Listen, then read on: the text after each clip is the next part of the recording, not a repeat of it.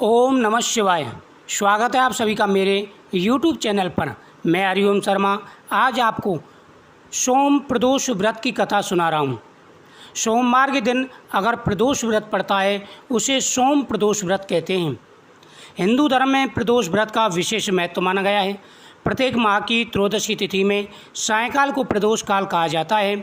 मान्यता है कि प्रदोष के समय महादेव कैलाश पर्वत से भवन में इस समय सभी को आशीर्वाद देते हैं और वह सभी भक्तों पर कृपा दृष्टि बरसाते हैं।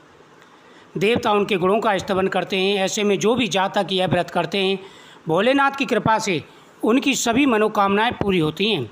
सोमवार के दिन पड़ने वाले प्रदोष को सोम प्रदोष व्रत कहते हैं।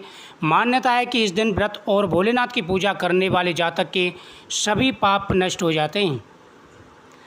पौराणिक कथा के अनुसार एक नगर में एक ब्राह्मणी रहती थी। उसके पति का स्वर्गवास हो गया था।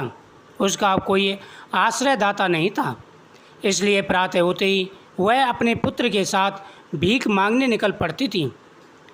भिक्षाटन से जो कुछ मिल जाता उससे पेट पालती थी। एक दिन ब्राह्मणी घर लौट रही थी। उसे एक लड़का घायल अवस्था में कराता हुआ मिला।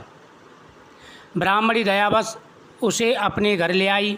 वह लड़का विदर्भ का राजकुमार था। शत्रु सैनिकों ने उसके राज्य पर आक्रमण करके उसके पिता को बंदी बना लिया था और राज्य पर नियंत्रण कर लिया था, यानी राज्य को अपने अधिकार में कर लिया था। इधर उधर भटक रहा हुआ राजकुमार उस ब्राह्मणी के हाथ पड़ गया।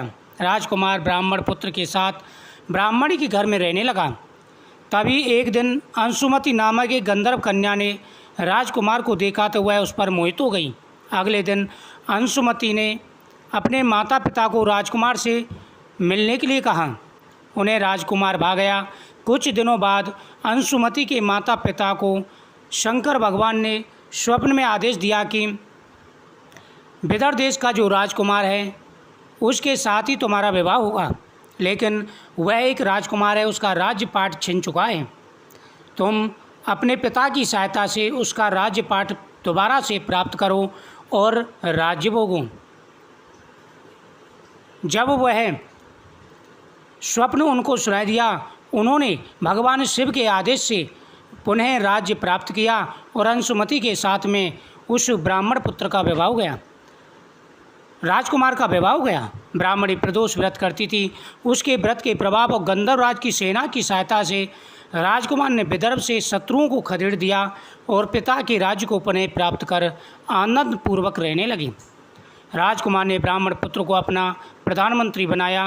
ब्राह्मणी के प्रदोष व्रत के महत्व से जैसे राजकुमार और ब्राह्मण पुत्र के दिन फिरे, वैसे ही शंकर भगवान अपने दूसरे भक्तों के दिन भी फेरते हैं। अतः सोम प्रदोष का व्रत करने वाले सभी भक्तों को यह कथा अवश्य ही सुननी चाहिए। सोम प्रदोष के दिन भोलेनाथ का अभिषेक रुद्र से किया जाता है। श्रृंगार का विशेष महत्व होता है। इस दिन सच्चे मन से भोलेनाथ की पूजा करने से मनवांछित फल की प्राप्ति होती है।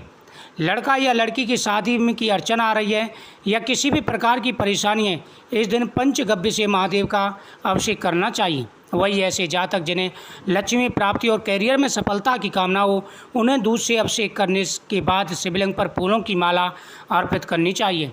मान्यता है कि इस प्रकार से भोलेनाथ की पूजा करने से सभी कार्य सिद्ध हो जाते हैं।